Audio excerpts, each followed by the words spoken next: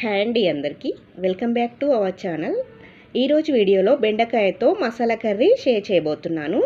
బెండకాయ మసాలా కర్రీ చేసేటప్పుడు అందులో జిగురు రాకుండా ఎక్కువ మసాలాలను వాడకుండా చాలా సింపుల్గా ఈజీగా చేసుకునే ప్రాసెస్ని చూపిస్తున్నాను అనమాట. ఇది వచ్చేసి చపాతీలోకైనా, పుల్కాలోకైనా, రైస్లోకైనా, ఎందులోకైనా కూడా చాలా టేస్ట్గా ఉంటుందండి. ఈ వీడియో చూసాక మీరు కూడా బెండకాయతో ఇలా ఇంట్లో ఈ విధంగా ట్రై చేసుకొని చూడండి. ఇక లేట్ చేయకుండా ప్రాసెస్ స్టార్ట్ చేసేద్దామా? ముందుగా బెండకాయల్ని ఇలా ముక్కల కింద కట్ చేసుకొని పెట్టుకోవాలి. స్టవ్ మీద ప్యాన్ పెట్టుకొని అందులోకి 1 టేబుల్ స్పూన్ దాకా ఆయిల్ వేసుకోవాలి. ఇందులో 1/2 కేజీ దాకా బెండకాయల్ని ఇలా ముక్కల కింద కట్ చేసుకొని వేసుకోవాలి. ఇలా వేయించేటప్పుడే 1/4 టీ స్పూన్ దాకా పసుపును కూడా వేసి వేయించుకోవాలి. బెండకాయల్ని వేయించేటప్పుడు మూత మాత్రం అస్సలు పెట్టకూడదండి. మూత పెడితే జిగురు వచ్చేస్తుంది అన్నమాట. ఇక్కడ చూపిస్తున్న విధంగా బెండకాయ ముక్కలన్నీ కూడా చక్కగా మగ్గి మంచిగా వేగిన తర్వాత వీటన్నిటిని కూడా ఒక ప్లేట్లోకి తీసుకొని పక్కన పెట్టుకోవాలి. నెక్స్ట్ ఇప్పుడు ఇదే ప్యాన్లో 2 నుంచి 3 టేబుల్ స్పూన్స్ దాకా ఆయిల్ వేసుకోవాలి.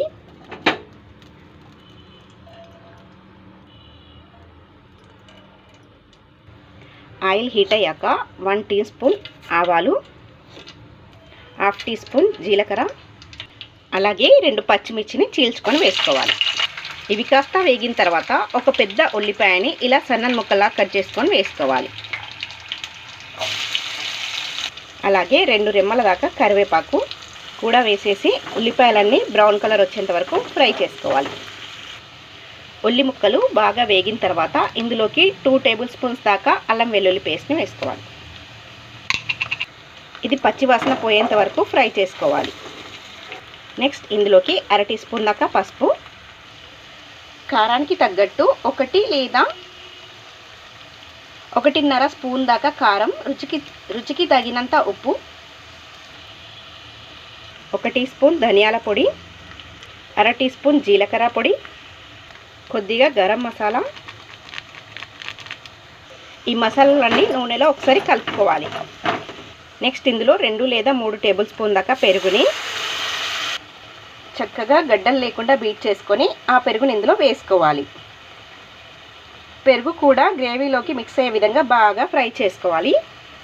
ఆ తర్వాత ఇందులోకి 1/2 కప్పు దాకా టమాటా ప్యూరీని యాడ్ చేసుకొని ఆయిల్ పైకి తేలేంత వరకు ఫ్రై చేసుకోవాలి. ఇలా గ్రేవీలో నుంచి ఆయిల్ సెపరేట్ అయ్యాక 2 టేబుల్ స్పూన్స్ దాకా జీడిపప్పు పేస్ట్ని వేసుకోవాలి. 1 టేబుల్ స్పూన్ దాకా జీడిపప్పుని నీళ్ళలో నానబెట్టుకొని ఈ విధంగా మెత్తని పేస్ట్లా చేసి దీనిలో యాడ్ చేసేసుకోవాలి. ఇలా బెండకాయ మసాలా కర్రీలో జీడిపప్పు పేస్ట్ యాడ్ చేసి కర్రీ చేయడం వల్ల టేస్ట్ అనేది చాలా బాగా రిచ్గా ఉంటుందండి. ఈ జీడిపప్పు పేస్ట్ని కూడా ఆయిల్లో బాగా వేయించాలండి. ఆయిల్ సెపరేట్ అయ్యేంత వరకు మసాలా మొత్తాన్ని బాగా వేయించుకోవాలి. అప్పుడే మనకి ఈ మసాలా కర్రీ అనేది టేస్ట్ చాలా బాగా వస్తుంది. ఇక్కడ చూపిస్తున్న విధంగా మసాలాలోంచి ఆయిల్ ఊరిన తర్వాత ఇందులో మనం వేయించి పక్కన పెట్టుకున్న బెండకాయ ముక్కల్ని వేసేసుకోవాలి. ఇప్పుడు ఒకసారి బాగా కలుపుకోవాలి. ఆ తర్వాత గ్రేవీ కన్సిస్టెన్సీకి తగ్గట్టుగా 1 కప్పు దాకా వాటర్ యాడ్ చేసుకోవాలి. అంతా కలుపుకొని టేస్ట్ చూసుకొని సాల్ట్ని అడ్జస్ట్ చేసుకోవాలి. ఇప్పుడు మూత పెట్టి మంటను లో టు మీడియం ఫ్లేమ్లో అడ్జస్ట్ చేసుకుంటూ ఒక 5 మినిట్స్ పాటు ఉడికిస్తే సరిపోతుంది. ఆ తర్వాత స్టవ్ ఆపేసి సన్నగా తరిగిన కొత్తిమీరతో గార్నిష్ చేసుకొని సర్వ్ చేసుకుంటే బెండకాయ మసాలా కర్రీ రెడీ. ఇది చపాతీతో అయినా రైస్తో అయినా తినేసేయచ్చండి. బెండకాయతో ఎప్పుడు మనం చేసుకునే ఫ్రై లేదా పులుసు కాకుండా ఇలా మసాలా కర్రీని ట్రై చేయండి. ఇంట్లో వాళ్ళందరూ డెఫినెట్గా లైక్ చేస్తారు. మీరు కూడా ట్రై చేసిన తర్వాత మీ ఫీడ్బ్యాక్ని నాతో కామెంట్ చేయండి.